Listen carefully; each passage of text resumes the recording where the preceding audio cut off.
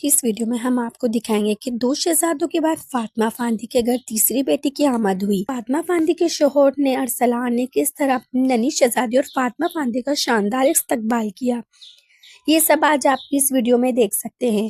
दो बेटियों के बाद बेटी की आमद पर फातिमा फांदी बेहद खुश नजर आई, यहाँ तक कि इनके शोहर ने अस्पताल से ही तमाम खुसूसी लम्हे वीडियो की सूरत में मदाओं के साथ शेयर किए।